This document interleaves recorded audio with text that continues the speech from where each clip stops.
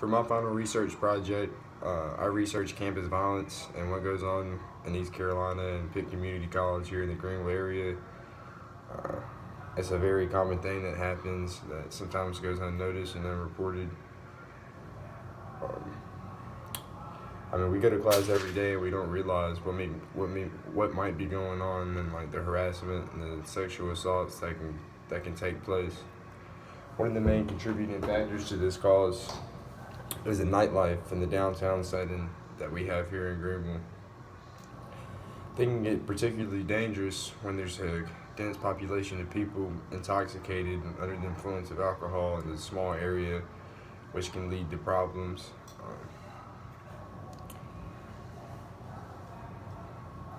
And for girls, sexual harassment could be more prevalent based on the clothes they're wearing or how they're dressed or how intoxicated they are. And no way is that fair for how they're dressed, but guys try to take advantage of that as a weakness.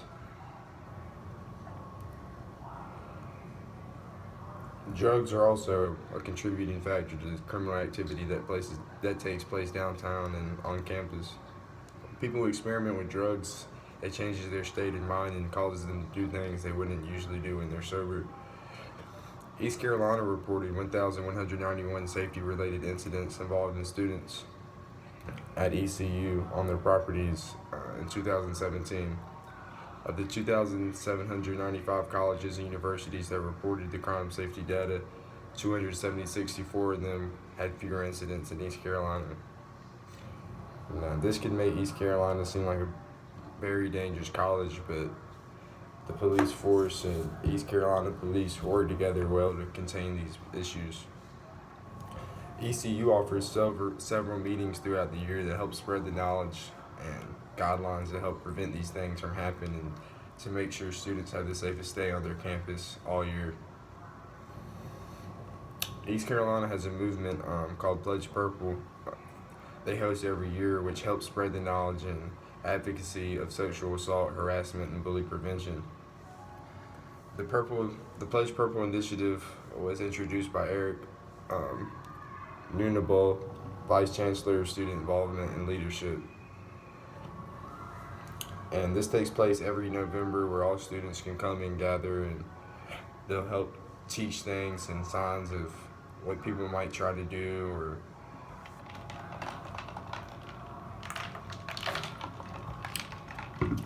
But the most important thing for this is education.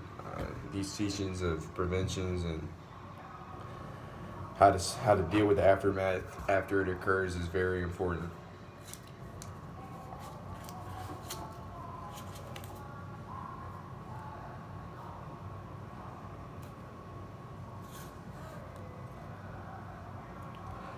ECU had a guest speaker, Josie Ashton.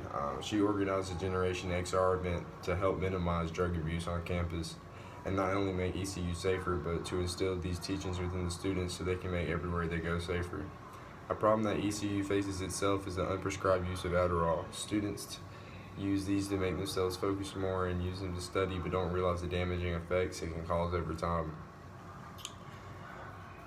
A lot of students try to use these drugs when they're not prescribed them to help them study or help them stay up late to finish work, but they don't know in the long run it can have damaging effects such as loss of appetite, elevated blood pressure, palpitations, and insomnia. So it's not the best idea, but it's a very popular thing happening on campus, and many people are fooled because they tell them there's no damaging effects and that they should just take it.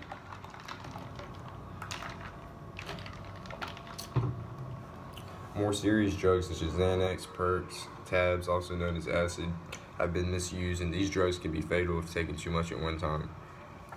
Xanax is growing more popular throughout the United States from the influence of rappers and other artists who talk about them. And a lot of college kids try to adapt and think these drugs are cool, and it's really ruining their lives. When abusing opioids, it is extremely difficult to get off of them once you have developed an addiction. That's why it's so important to attend some of these seminars to learn the dangers and deadly effects of these drugs so you never try them and develop a habit you can't escape from.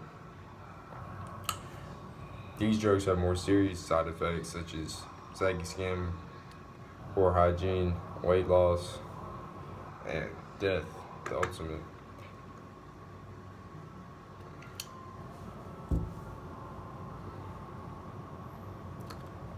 A staggering statistic, 1 in 4 females are sexually harassed or assaulted at one point in their college careers. So every 2 minutes, an American is sexually assaulted.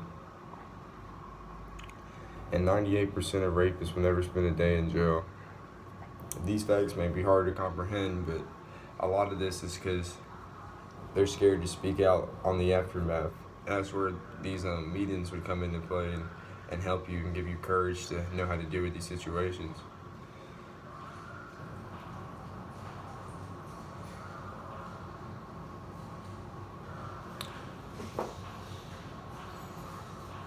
Many victims tend to feel powerless or weak once they have been attacked and aren't sure what to do. The most important thing is to tell people. The more people you know, the safer you make yourself, because that offers protection. The police should be notified almost immediately so they can gather DNA evidence and have hard evidence to convict the perpetrators. Campuses have been known to have multiple people accuse the same person of the same act but still get away with it. The main being reason to spare the prestige of the campus. That is why the unity centerpiece of combating sexual violence is very important.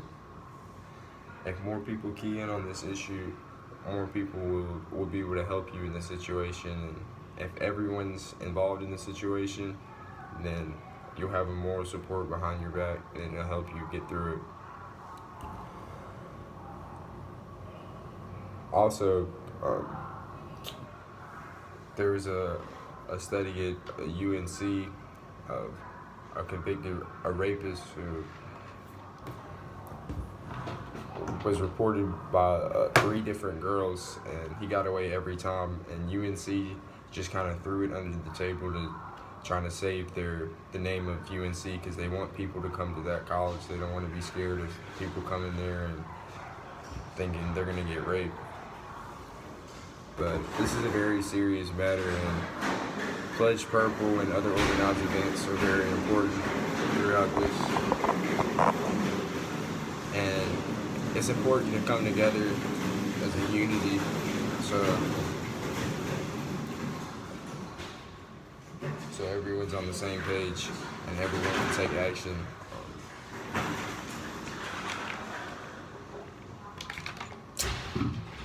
And this is my video portion of the project.